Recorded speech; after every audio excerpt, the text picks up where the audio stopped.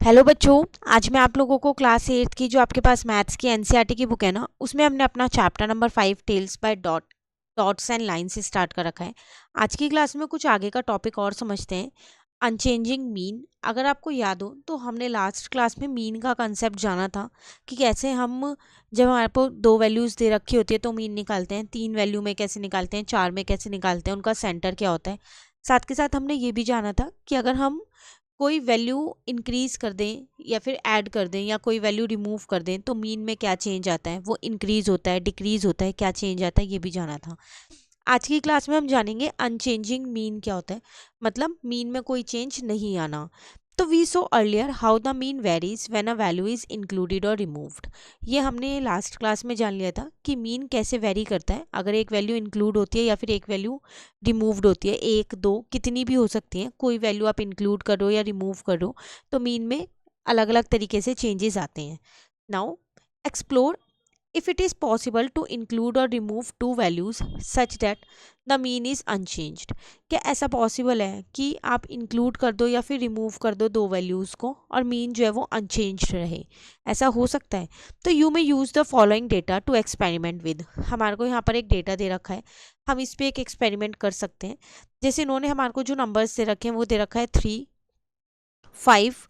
उसके बाद यहाँ पर है इन दोनों के बीच में अगर मैं देखूँ ये 7 है, ठीक है। 6.5 भी दे रखा है आपको, फिर 7 दे रखा है, 7.5 दे रखा है, 8 है, 1 2 3 4, 4 टाइम्स है 8। उसके बाद आपको बीच वाला 9 भी दे रखा है जो कि मीन भी आपका 9 ही आया है, ठीक है। देन अगर आप यहाँ पर देखो तो 10 दे रखा है आपको, 11 दे रखा है, 10.5 दे रखे हैं, 12 आपको दो बार दे रखा है, यहाँ पर 13 दे रखा है आपको, 15 दे रखा है। ये सारे नंबर्स दे रखे हैं, ये डेटा दे रखा है। अब आपसे यहाँ पर क्या कह रहा है, उन्होंने इसका जब मीन निकाला तो उसका 9 आया था। हाउ अबाउट इंक्लूडिंग और removing three values without changing the mean, is it possible? तो वो आपसे क्या कह रहा है, इसमें आपको क्या करना है, तीन वैल्यू या तो आप इंक्लूड कर दो या तीन वैल्यू आप इसमें से रिमूव कर दो, पर मीन नहीं चेंज होना चाहिए आपका। तो आप कर सकते हो, इज इट पॉसिबल? तो can we include two values, क्या हम ऐसा कर सकते हैं कि हम इंक्लूड कर लें दो values less then mean, mean से कम दो वैल्यूज ले लेते हैं, मतलब 9 से कम दो वैल्यूज ले लेते हैं, and one value greater than mean, और एक वैल्यू 9 से बड़ी ले लेते हैं, so that mean remain the unchanged, remain the same. तो जो मीन है वो सेम रहेगा। हमने दो वैल्यूज कम ले ली और एक वैल्यू ज़्यादा ले ली।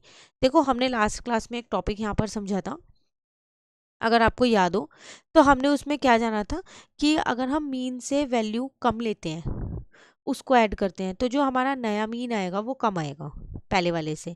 लेकिन अगर हम वैल्यूज़ ज़्यादा वाली ऐड करते हैं, मीन से ज़्यादा वाली ऐड करते हैं, तो जो हमारा मीन आएगा नए वाला वो पहले वाले से ज़्यादा आएगा। यही सीखा था। तो वो यहाँ पर यही चीज़ बोल रहे हैं। तो हम ऐसा करते हैं कि ना, हम दो वैल्यूज़ कम ले लेते हैं मीन से और एक वैल्यू ज़्यादा ले लेते हैं, तो फिर वो बराबर हो जाएगा और हमारा मीन जो है वो सेम ही रहेगा। तो one of the possibilities shown here, यहाँ आपको वो पॉसिबिलिटी इन्होंने दिखा रखी है। इन्होंने क्या किया, यहाँ पर जो दो नंबर्स हैं 7 इन्होंने इसके अंदर ऐड कर लिए दो, और यहाँ पर एक 13 ऐड कर लिया।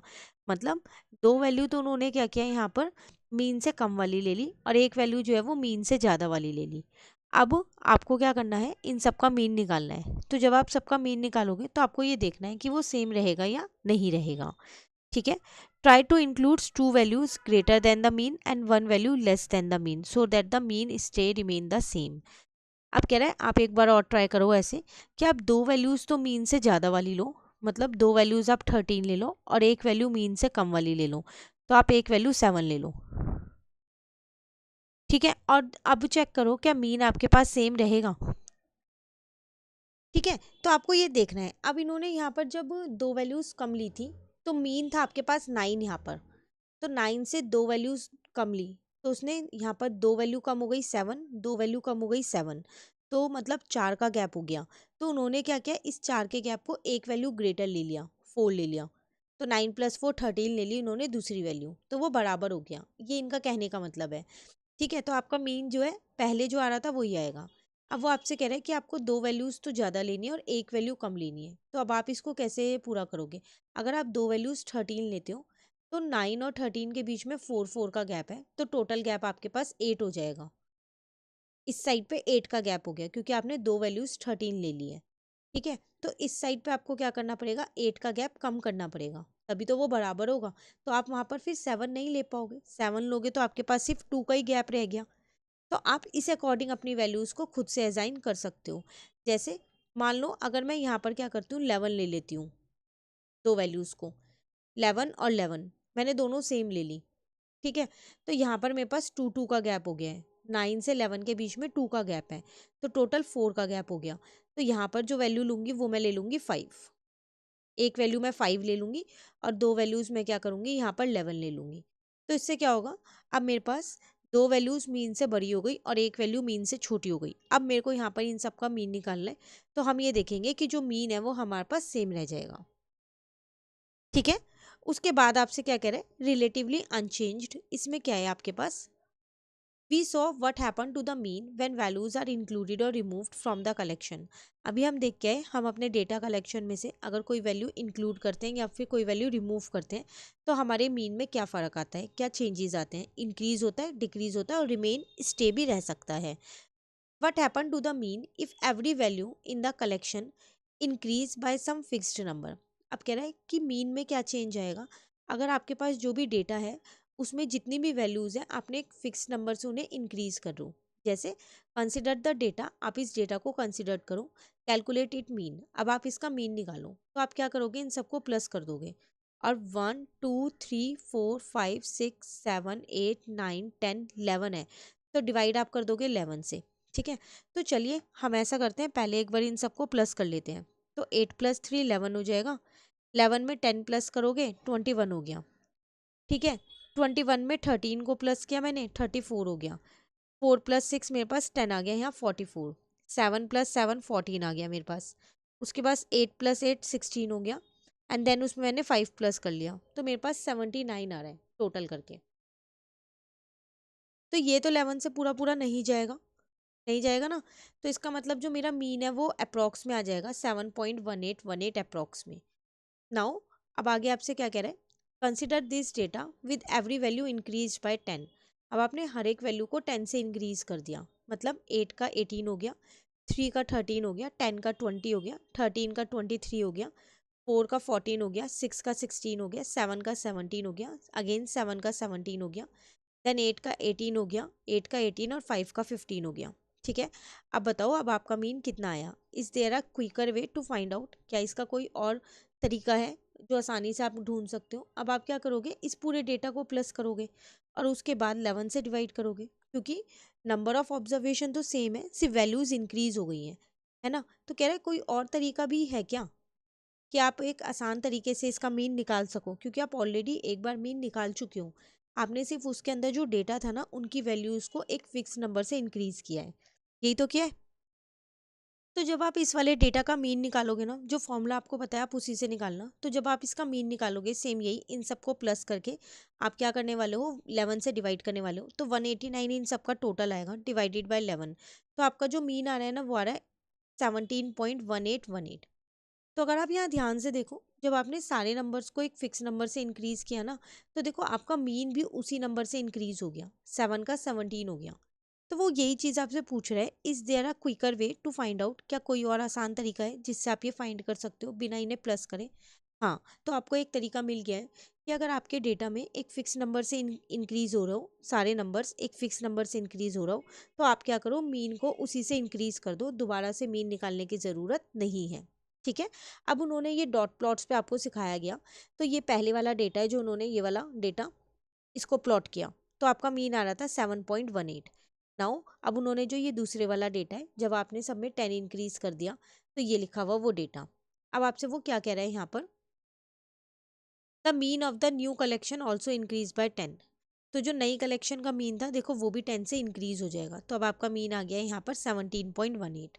Notice that the relative position of the mean stay the same, उसकी पोजीशन अभी भी सेम ही है, पर बस वो ये वो 10 से इंक्रीज हो गया, यहाँ पर 6 और 8 के बीच में कहीं लाई कर रहा था और यहाँ पर 16 और 18 के बीच में लाई कर रहा है, ठीक है। नाउ आगे आपसे कह रहे हैं, we get the following dot plot if we reduce every value by 1। अगर आप हर एक वैल्यू को 1 से कम कर दोगे, मतलब हर एक वैल्यू का मतलब है यहाँ पर ये डेटा 8 था, इसे 7 कर दिया, 3 को 2 कर दिया, 10 को 9, 13 को 12। अगर आप ऐसा कर दोगे तो आपके पास क्या होगा, तो जो आपका मीन आ जाएगा ना, वो आपका ये आ जाएगा 16.18। तो जो मीन है वो भी क्या हो जाएगा, 1 से कम हो जाएगा। मतलब आपको कहने का मतलब यहाँ पर ये है कि जितना भी आप डेटा में चेंज करोगे, याद रखना फिक्स नंबर से ही चेंज करना है, जितना भी आप डेटा में चेंज करोगे मीन में उतना ही चेंज आएगा, चाहे आप इंक्रीज करो चाहे आप डिक्रीज करो। ठीक है, उसके बाद आगे आपसे क्या कह रहे हैं, this can be explain using algebra. अब इसको एल्जेब्रा की हेल्प से उन्होंने आपको पूरा बताया। जैसे suppose there are n values in a collection, मान लेते हैं हमारी कलेक्शन में n वैल्यूज हैं। Let this value be represented by x1 x2 x3 up to xn। अब इन वैल्यूज को हम कैसे रिप्रेजेंट कर रहे हैं, x1 x2 x3 x4 x5 up to xn तक।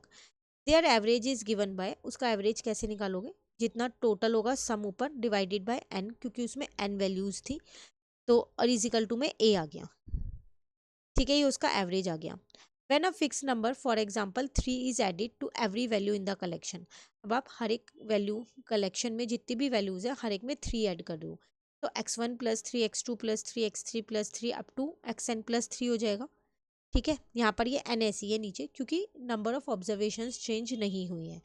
तो एट लास्ट आपने किया क्या, सारा नंबर सब ऐसे ही लिख दिया और वहाँ पर 3n लिख दिया, क्योंकि हर एक नंबर को आप 3 से इंक्रीज करो और टोटल आपके पास n नंबर है तो 3n आ गया।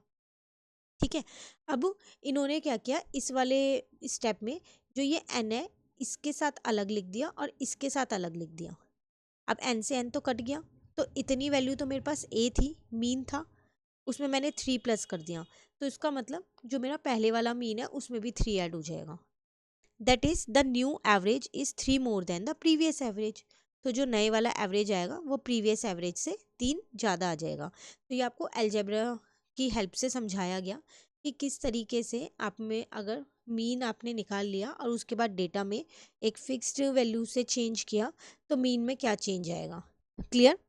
आगे आपसे क्या कह रहे हैं यहाँ पर sorry, try to explain using algebra what is the average when a fixed number example 2 is subtracted from every value in the collection।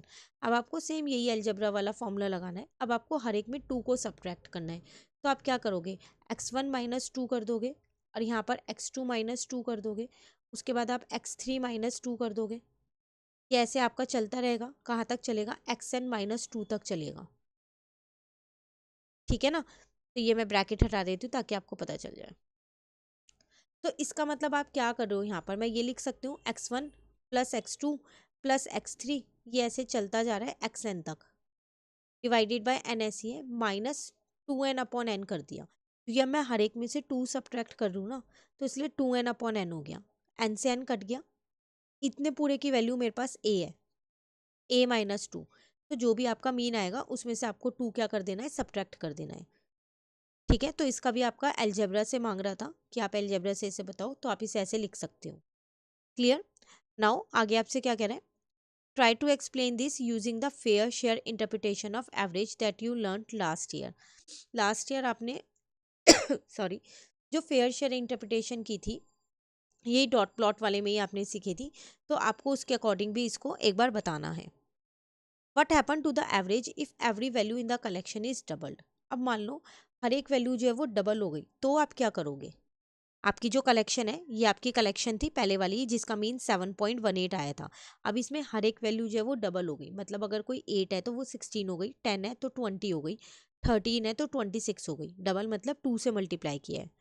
तो you may have guessed that the average also doubled. आप सोच रहे होंगे जब values add हो रही थी हर एक में 10 ऐड हो रहा था तो मीन में भी 10 ऐड हो गया था, जब हर एक में 2 डिक्रीज हो रहा था तो मीन में भी 2 से डिक्रीज हो गया था।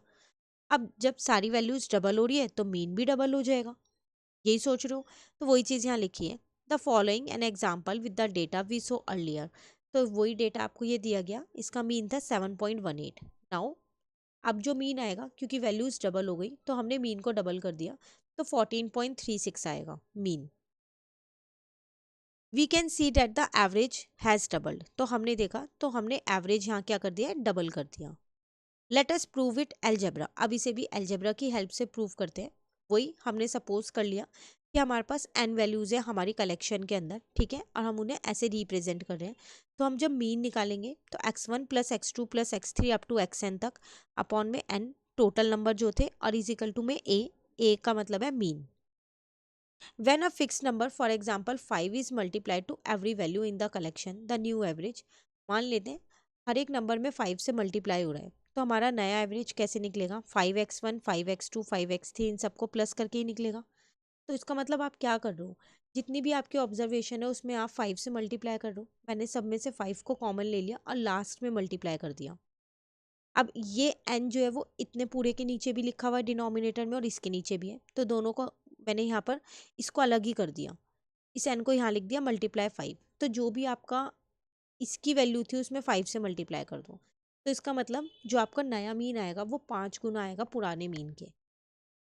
तो यहाँ से आपने एक चीज़ सीखी कि अगर आप जो आपका कलेक्शन है उसमें जितना भी आप ऐड कर रहे हो, फिक्स्ड नंबर ऐड कर रहे हो हर एक वैल्यू में, तो मीन में भी उतना ही ऐड कर दो, नया मीन उतना आ जाएगा। अगर आप एक फिक्स नंबर रिड्यूस कर रहे हो अपने कलेक्शन में, तो मीन में से भी उतना रिड्यूस कर दो। अगर आप मीन कलेक्शन में डबल कर दो हर एक वैल्यू को, तो मीन को भी डबल कर दो। अगर आप अपने कलेक्शन में हर एक वैल्यू को 5 से मल्टीप्लाई कर दो, तो मीन में भी 5 से मल्टीप्लाई कर दो, तो आपका नया मीन निकल जाएगा। क्लियर हो गया? यहाँ तक आपके पास मीन का टॉपिक था। यहाँ तक कहीं डाउट हो तो आप मुझसे कमेंट करके पूछ सकते हैं। अब आपके पास यहाँ पर है एक मीडियन का टॉपिक है। तो मीन हमने सीख लिया, मीडियन हमने जाना था कि जो हमारे पास मिड वैल्यू होती है वही जाना था। चलिए इसे कंटिन्यू करते हैं। यहाँ कह रहे हैं we know that the median is a middle value in a sorted data. हमें पता है कि जो मीडियन होता है वो क्या होता है, एक मिडल वैल्यू होती है। जो भी डेट सॉर्टेड डेटा मतलब या तो आप उसे असेंडिंग ऑर्डर में लगाओगे या फिर आप उसे डिसेंडिंग ऑर्डर में लगाओगे, उसके बाद ही आप अपना मीडियन निकालोगे। There are an equal number of values less than it और ग्रेटर देन इट। तो मिडल वैल्यू का मतलब है इसके इधर भी वैल्यूज सेम होंगी और इधर भी वैल्यूज सेम होंगी और बीच वाला जो है वो मेरा मीडियन होगा। मतलब लेस देन वैल्यूज भी सेम होंगी नंबर फॉर्म में। 5 वैल्यू यहाँ है तो 5 वैल्यू यहाँ होगी और ये वाला मेरा मीडियन होगा। ठीक है, फिर कह रहे हैं will including a new value to the data increase और डिक्रीज द मीडियन। अब अगर मैं अपने इसी डेटा में कोई वैल्यू डाल दूं, इंक्रीज कर दूं या फिर कोई वैल्यू डिक्रीज कर दूं, तो मीडियन में क्या चेंज आएगा? चलो देखते हैं उसे एक एग्जांपल से। Let us consider the following data. एक डेटा देखो आप, the median of this data is that 8। इस डेटा का आपको मीडियन पहले से ही दे रखा है 8 है, क्योंकि उन्होंने जो नंबर्स ले रखे हैं वो क्या ले रखे हैं, एक तो आपके पास 4 ले रखा है, एक 7 ले रखा है। ठीक है, देन ये आपके पास 12 है, ये आपके पास 14 है। ठीक है, तो इन्होंने बीच वाला ये वाला नंबर लिया, इन्होंने बोला कि ये आपके पास जो 8 है ये आपके पास क्या आ जाएगा, यहाँ पर मीडियन आ जाएगा। अब इन्होंने इसमें एक नंबर और इंक्रीज कर दिया, 11 और ऐड कर दिया। नाउ जब आपके पास अब मीडियन आया वो आया 9.5। तो देखो आपने मीडियन से ज़्यादा वाला नंबर इंक्रीज किया था, मतलब 8 है मीडियन, उससे बड़ा नंबर डाला इसके अंदर, तो आपका मीडियन इंक्रीज हो गया है, 9.5 हो गया है। कह रहे हैं suppose we include a value 11, हमने 11 ऐड कर दिया। The new value included is greater than the earlier median, the median can no longer be 8 as there are more values greater than it. तो कह रहे हैं मान लेते हैं कि हमने उसके अंदर 11 इंक्लूड किया, जैसे कि अभी मैंने आपको बताया कि यहाँ पर उन्होंने 11 इंक्लूड कर दिया। तो जो नई वैल्यू इंक्लूड की है ना वो मीडियन से ज़्यादा है, क्योंकि मीडियन आपका था 8, उससे ज़्यादा है वो वैल्यू। तो फिर जो मीडियन है वो 8 नहीं रहेगा, वो मिड वैल्यू नहीं रही, मिडल वैल्यू नहीं रही, अब वो चेंज हो जाएगा। Therefore the median will also increase. तो मीडियन भी मेरा इंक्रीज हो गया क्योंकि मैंने उसमें मीडियन से बड़ी वाली वैल्यू डाली थी। The median now will be the average of the two middle values 8 and 12। अब 8 और 12 के बीच की वैल्यूज हो गई ना, क्योंकि अब आपके पास कितने नंबर्स हो गए, 1 2 3 4, पहले 4 नंबर से अब आपके पास यहाँ पर 8 और 11, अच्छा 4 5, पहले 5 नंबर थे, तो आपने बीच वाला नंबर मीडियन ले लिया था, 8 को मीडियन ले लिया, 2 इधर छोड़ दिए 2 इधर, पर आपके पास अब नंबर्स कितने हो गए, अब आपके पास ये नंबर्स हो गए हैं। तो अब ये इवन है, तब आप बीच का कोई वैल्यू नहीं ले सकते, ये दोनों ही वैल्यू बीच की हैं, दोनों ही बीच के ना, क्योंकि 2 इधर छूटे हुए हैं और 2 इधर छूटे हुए हैं। तो अब आप इनका एवरेज लोगे, एवरेज मतलब इनको 2 से डिवाइड कर दो, तो यहाँ आ जाएगा 19 अपॉन में 2, तो आपका मीडियन आ गया 9.5। क्लियर हो गया यहाँ तक? यही चीज़ यहाँ लिखी है। We can similarly argue that when a value less than median is included the median will decrease. तो इसमें एक चीज़ और हमने जानी, अगर हम मीडियन से बड़ी वैल्यू लेते हैं तो मीडियन इंक्रीज हो जाएगा, अगर हम मीडियन से छोटी वैल्यू ऐड करते हैं तो मीडियन जो है वो क्या हो जाएगा, डिक्रीज हो जाएगा। क्लियर? नाउ उसके बाद आपसे क्या कह रहा है, फाइंडिंग द अननोन। अननोन मतलब कुछ चीज़ हमें नहीं पता होगी इसके अंदर और वो हमको यहाँ पर मिसिंग फिगर जो है वो ढूंढनी होगी। तो इस टॉपिक को और कर लेते हैं आज की क्लास में। छोटा सा टॉपिक है और बहुत आसान टॉपिक है। कह रहा है coach Balwan noted down the weight of the kushti players and the mean age shown. तो यहाँ पर एक कोच है, उसने क्या किया है कि जो कुश्ती प्लेयर्स हैं, जो रेसलर्स होते हैं, उनका वेट उन्होंने यहाँ पर ये लिखा हुआ है पूरा, और इसका मीन भी उन्होंने निकाला। But one value that we written down got smudged. एक वैल्यू जो है वो हट गई है। Can you find out the missing value? क्या आप वो मिसिंग वैल्यू निकाल पाओगे? अगर आप ध्यान से देखो, मैं इसको हटा देती हूँ। ध्यान से देखो, ये वाली वैल्यू आपको पता नहीं चल पा रही क्या है, तो आपको यही वैल्यू यहाँ निकालनी है। तो वो कैसे निकालेंगे? तो एवरेज, उसने बोला उसने मीन निकाला, तो एवरेज वेट क्या होगा प्लेयर्स का, इन सबको प्लस करेंगे डिवाइडेड बाय जितने प्लेयर्स हैं। तो 1 2 3 4 5 6 7 8 9 10 प्लेयर्स हैं, तो मैंने इन सब की वैल्यूज़ को प्लस कर दिया और लास्ट वाले को मैंने यहाँ डब्ल्यू ले लिया, तो मैंने डब्ल्यू ही प्लस कर दिया। ठीक है, तो उन्होंने जो मीन निकाला था वो ये निकाला है 39.2। ये आपको गिवन है कि उन्होंने इतना एवरेज निकाला, तो मैंने उसके इक्वल रख दिया। जब मैंने इन सबको प्लस किया तो मेरा आंसर आया 349। अब मुझे डब्ल्यू की वैल्यू नहीं पता, ठीक है, ये नहीं पता मुझे, और यहाँ पर डिवाइडेड बाय 10 ऐसी है, इज इक्वल्स टू में मेरे पास है यहाँ पर 39.2। ये इनका मीन आया हुआ है निकाल के, ये मुझे क्वेश्चन में ऑलरेडी दे रखा है। ठीक है, इस 10 को मैं दूसरी साइड पे ले गई, तो ये 10 जो है दूसरी साइड पे जाके मल्टीप्लाई का हो गया, 39.2 मल्टीप्लाई 10 हो गया। यहाँ से डेसिमल हटाया, 10 आ गया, 10 से 10 कट गया। Now 349 plus W is equals to में आ गया मेरे पास 392। अब मैं यहाँ से 392 के पास 349 को ले जाती हूँ, सब्ट्रैक्ट कर दूंगी, तो डब्ल्यू की वैल्यू आ जाएगी 43। इसका मतलब जिस प्लेयर का वेट हट गया था, मिस हो गया था, तो उसका वेट है 43। इसे बोलते हैं फाइंडिंग द अननोन। आपको एक वैल्यू नहीं पता थी और वो आपने यहाँ पर फाइंड की है। ठीक है, उसके बाद एक और छोटा सा एग्जाम्पल से इन्होंने समझाया हुआ है फाइंडिंग द अननोन को, उसको भी देख लेते हैं। व्हेन के keep track of the coconut harvest in his farm. He calculate the average harvest per tree is 25.6. यहाँ पर क्या दे रखा है, एक कोकोनट हार्वेस्ट, कोकोनट ट्री ये पूरा दे रखा है। यहाँ पर जो एवरेज है ना इनका हार्वेस्ट का, वो उसने निकाल लिया, मतलब उसने मीन निकाल लिया 25.6 है। Now his son verify the counts and find that one tree harvest count is incorrectly noted as 3 more than the actual number. उसके बेटे ने जब इसे वेरीफाई किया ना, तो उसने वो चेक किया कि जो एक ट्री का हार्वेस्ट काउंट हमने देखा था ना कि कितना होता है, वो गलती से उसमें क्या हुआ कि 3 ज़्यादा जुड़ गया है। मतलब अगर 10 है तो 12, 10 है तो उसमें 3 ज़्यादा जुड़ गया, 13 जुड़ गया है। Can you find the correct average if the number of trees is 15? Number of tree हमें बता दिए कि 15 है, क्या हम करेक्ट एवरेज बता सकते हैं? क्योंकि ये वाला जो 25.6 एवरेज है, ये तो फिर मेरा गलत हो गया ना, क्योंकि उसमें एक की वैल्यू ज़्यादा जुड़ी हुई है। तो देखो, फॉर्मूला मैंने क्या लगाया होगा, the harvest average harvest per tree कितना निकाला होगा, total number of coconut harvested divided by number of tree.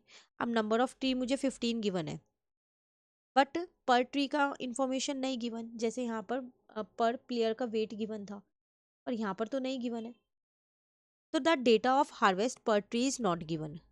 Can we still find out the number of coconut harvested? क्या हम तब भी निकाल सकते हैं कि कितने नंबर ऑफ कोकोनट हार्वेस्ट हुए हैं? चलो देखते हैं। Let the initial number of coconut harvested be Z. मैंने माना कि इनिशियली जेड हार्वेस्ट हुए थे, तो बेस्ड ऑन दिस मेरा एवरेज था 25.6 और टोटल जेड हार्वेस्ट हुए थे सबको प्लस करके, तो जेड और टोटल ट्रीज थे 15। तो यहाँ से मैंने जेड की वैल्यू निकाल ली, इन दोनों को मल्टीप्लाई करके निकाल सकती हूँ, 15 को उधर ले गई तो जेड की वैल्यू इतनी आ गई। अब इसमें एक वैल्यू ऐसी है जिसमें 3 ज़्यादा ऐड हुआ हुआ है, तो इसमें से ही मैं 3 को कम कर देती हूँ। इसी में ही तो 3 ज़्यादा ऐड हुआ होगा। मान लो आपके पास ये हार्वेस्ट की वैल्यूज़ दे रखी थी 4, 9, 15, 20, ऐसे करके 15 वैल्यूज़ दे रखी थी। ठीक है, अब मान लो आपने इन सबको जब प्लस किया तो आपका 384 आ रहा है, ऐसे ऐसे करके 15 वैल्यूज़ हैं आपके पास, 384 आ रहा है। पर बाद में आपने नोटिस किया कि इस 9 लिख दिया आपने गलती से, यहाँ पर आपको 6 लिखना था बट आपने 9 लिख दिया। तो आप टोटल में से 3 को हटा दोगे, क्योंकि यहाँ पर 3 आपने ज़्यादा लिखा हुआ है। तो वही चीज़ मैंने की, टोटल में से 3 को हटा दिया तो 381 आ गया। ठीक है, अब मुझे क्या करना था, यहाँ पर करेक्ट एवरेज निकालना है, मतलब कि करेक्ट मीन निकालना है।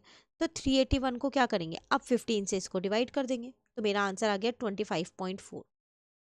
तो ये मेरा करेक्ट मीन।